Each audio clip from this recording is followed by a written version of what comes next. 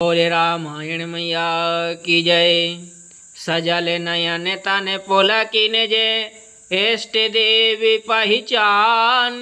परऊ दंड जिमि धरनि तले दशा न जाई बखान। सियावर रामचंद्र की जय। आप सभी श्रद्धालुजन भारतवासियों, आप रामायण को प्रतिदिन स्वयं पढ़ रहे हैं और एक दूसरे से रामायण को परिचित भी करा रहे हैं, ऐसा मैं आशा व विश्वास रखता हूँ। अगर आपको भी किसी भी माध्यम से रामायण का प्रचार प्रसार हो सके तो करें।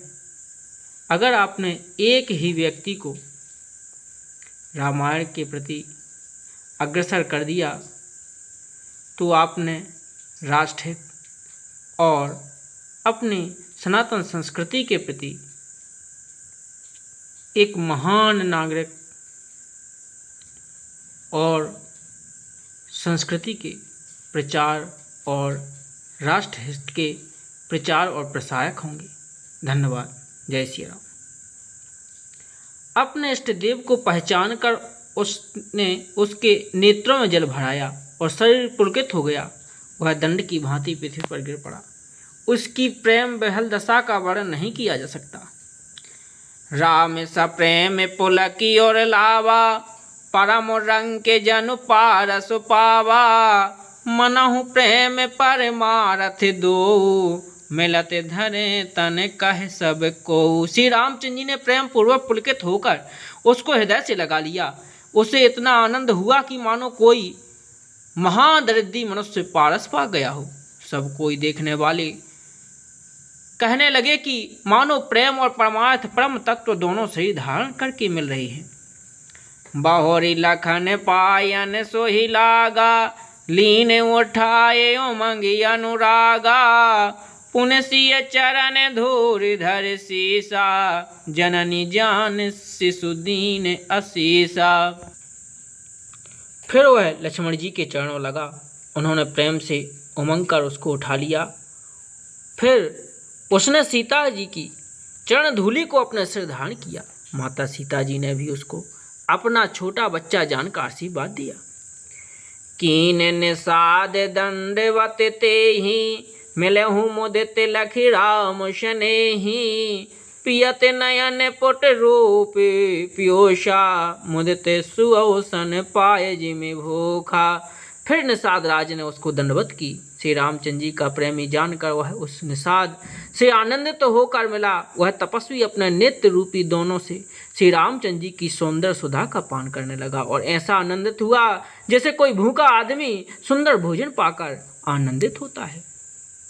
ते पितु माँ तो कहाँ सखी कैसे, जिन पठे वन बालक ऐसे। राम लखन सिय रूप निहारी, होए स्नेह विकल नर नारी। इधर गांव की स्त्रियां कह रही हैं कि हे सखी कहो तो वे माता पिता कैसे हैं जिन्होंने ऐसे सुंदर सुकुमार बालकों को वन में भेज दिया है। श्री रामचंद्र जी, लक्ष्मण जी और सीता जी के रूप को देखकर सब स्त्री पुरुष स्नेह से व्याकुल हो जाते हैं। तब रघुवीर अनेक विधि, सखय सिखावन दीन। राम रजाया सो शीस धरे, भवन गवन तह कीन। तब श्री रामचंद्र जी सखा गोह को अनेकों तरह से घर लौट जाने के लिए समझाया। श्री रामचंद्र जी की आज्ञा को सिर चढ़ाकर उसने अपने घर को गमन किया।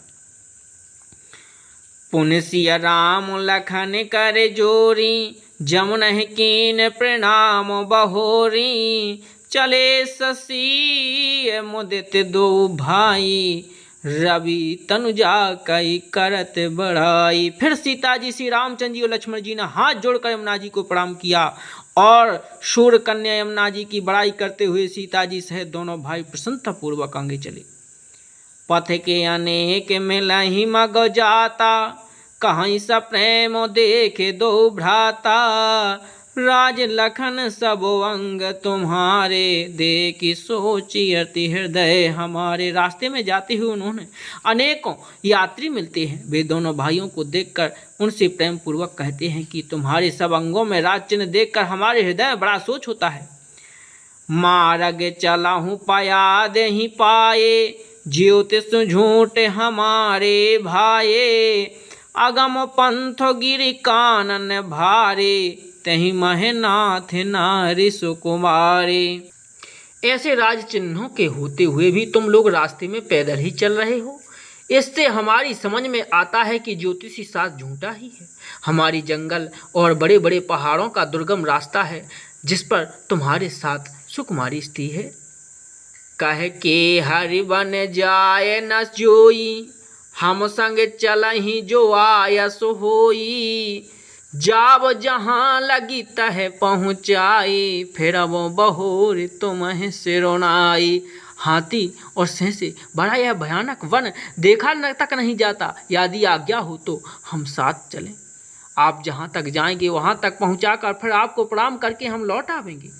यह विधि पूछें प्रेम बसे, पुलके गाते जल नैन। कृपा सिंधु फेरहि तिन्हे, कहे विनीत मृदुवैन। इस प्रकार वे यात्री प्रेम बस पुलकित शरीर हो और नेत्रों में प्रेम आंसुओं का जल भरकर पूछते, किंतु कृपा के समुद्र श्री रामचंद्र जी कोमल विनय युक्त वचन कहकर उन्हें लौटा देते। बोल सियावर रामचंद्र की जय।